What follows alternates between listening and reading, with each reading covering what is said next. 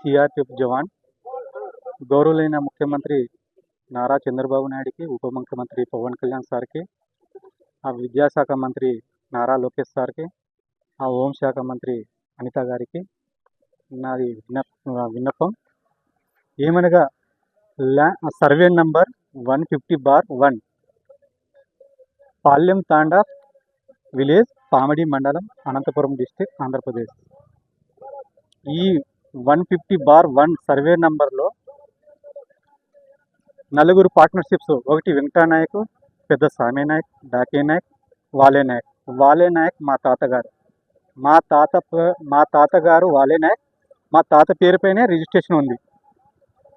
ఇప్పుడు ఏ డాక్యుమెంట్ లేకుండా ఒక ఇంటి గుత్త పైన రిజిస్ట్రేషన్ మా బాబాయ్ గారు రాముడు నాయక్ చేపించాడు. ఆయన పేరు కూడా రిజిస్ట్రేషన్ కాలే. మా నాన్న పేరు కూడా రిజిస్ట్రేషన్ కాలే.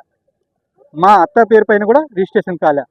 ఎవరి పేరు పైన రిజిస్ట్రేషన్ లేకుండా ఇలా registration officer Padmaja madam, next ఇలా 429 ఉన్నట్టుడు వాళ్ళతో చేపించుకొని ఇలా మామూలు రిజిస్ట్రేషన్ చేయించుకొని 8 డాక్యుమెంట్ తయారు చేశారు.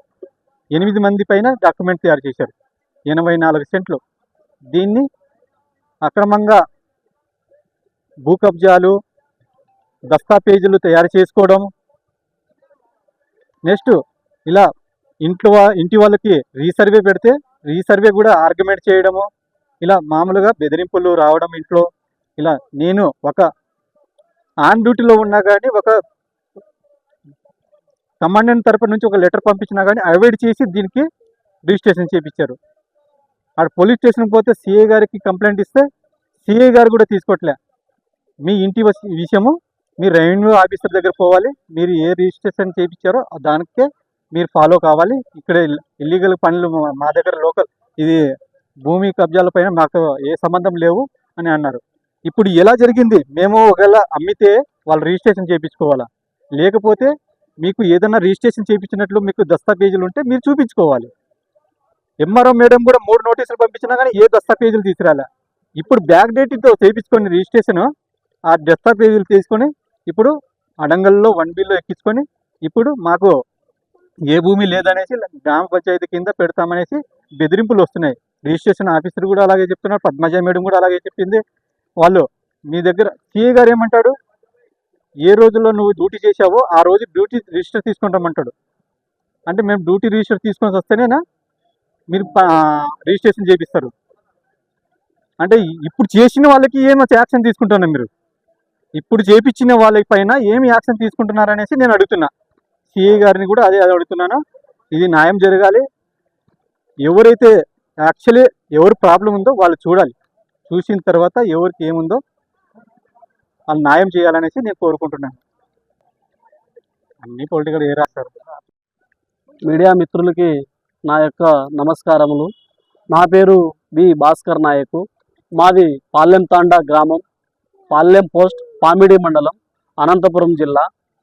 మాకి 150/1 7 ఎకరాల 91 సెంట్లు ఉంటే మా తాతకు రావాల్సిన భాగం 197.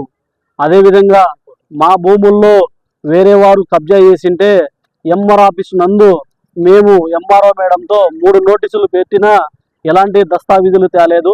అదేవిధంగా ఈ పామిడి మండలంలో సబ్ రిజిస్టర్ నందున ఈ పద్మజ మేడం గారు 150/1లో దాదాపు మా తాతకి భాగం రావాల్సిన 197 దాంట్లో దాదాపు 84 సెంట్లు రిజిస్ట్రేషన్ అక్రమంగా రిజిస్ట్రేషన్ చేశారు. అది ఒకే డాక్యుమెంట్ ఒకే ఇంటి గుత్త మీద 4 డబుల్ రిజిస్ట్రేషన్లు చేశారు. ఎలా చేశారని మేము అడిగితే నేను చేసేదే చెప్పిందే వేదం చేసిందే బాట అని మమ్మల్ని చెప్పడం జరిగింది. అదే Pamidi sub register writer Chandramouli గారు చెప్పిందే వేదమని, నేను చేసిందే వేదమని, నేను ఇక్కడ ఈ ఆఫీస్కి లీజుకి ఇచ్చాను, నాదే మాట జరుగుతుందని మమ్మల్ని చెప్పడం జరిగింది. చంద్రమౌళి వారి పైన, సబ్ రిజిస్టర్ పద్మజ మేడం పైన, రాధారమణ సార్ పైన ఇలాంటి ముగ్గురు మీద కఠిన చర్యలు తీసుకోవాలని నేను తెలియజేస్తున్నాను. అలాగే గుత్తి రైటర్ నాగరాజు గారు దాదాపు 63 సెంట్లు చేశారు. అంటే పేద ప్రజలకి ఇలాగే కడుపును కొడతారా అని నేను తెలియజేస్తున్నాను. అదేవిధంగా ఎంతమంది పేద ప్రజల్ని ఇలా కడుపు కొట్టి ఒక ఆర్మీ జవాను దేశం కోసం పోరాడుతుంటే వాళ్ళ కుటుంబానికి వాళ్ళే కాపాడలేకపోతున్నారు అంటే ఎంత దౌర్భాగ్యమైన పరిస్థితి ఉంది. ఇది ఆంధ్రప్రదేశ్లో చెప్పుకుంటేనే సిగ్గుసేటుగా ఉందని ఈ మీడియా మిత్రుల ద్వారా తెలియజేసుకుంటున్నాను. అదేవిధంగా లోకేష్ సార్ గారు దీని మీద కఠిన చర్యలు తీసుకోవాలి, చంద్రబాబు నాయుడు సార్ గారు కూడా కఠిన చర్యలు తీసుకోవాలని నేను ప్రభుత్వాన్ని కోరుతున్నాను.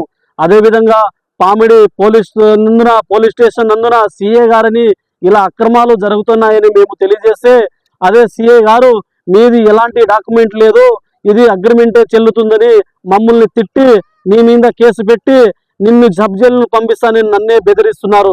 అదేవిధంగా మొన్న 29వ తారీఖున మా అన్నగారు పోలీస్ స్టేషన్కి వెళ్ళి సిఐ సార్ గారు ఇలాంటి కబ్జాలు జరుగుతున్నాయి, ఇలాంటి దొంగ రిజిస్ట్రేషన్లు జరుగుతున్నాయని తెలియజేస్తే సిఐ సార్ గారు మీకు మోకాల్లో గుజ్జులు అరిగేదాకా నేను చర్య తీసుకుంటానని చెప్తున్నాడు. అదేవిధంగా అంటే న్యాయం కోసం పోరాడితే ఒక ఆర్మీ జవాన్ మీదే కేసు కట్టి నువ్వు మోకాలు గుజ్జులు అరిగిస్తావా అని నేను తెలియజేస్తున్నాను.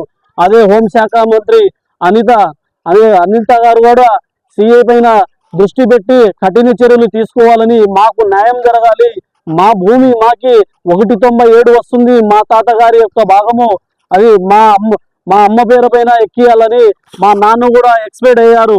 అదేవిధంగా కొందరు దండగులు బాల్యం తాండాలో కబ్జా చేస్తూ ఇది మీ ల్యాండ్ కాదు మా ల్యాండ్ అని ఎలాంటి డాక్యుమెంట్లు లేకుండా ఫేక్ అగ్రిమెంట్లు తయారు చేసి అగ్రిమెంట్లు ముందు పెట్టి ప్రభుత్వ ఉద్యోగులని ముందుకు నడిపిస్తున్నారు. చేతులు తడుపుకుంటా అలాగే ముందుకు ఫైలు తీసుకొని పోతున్నారు. ఈ విషయాన్ని బాగా ప్రభుత్వం గుర్తించాలి. అదేవిధంగా ఆర్మీ జవాన్ కుటుంబానికి ఆదుకోవాలని ఈ మీడియా మిత్రుల ద్వారా నేను తెలియజేస్తున్నాను.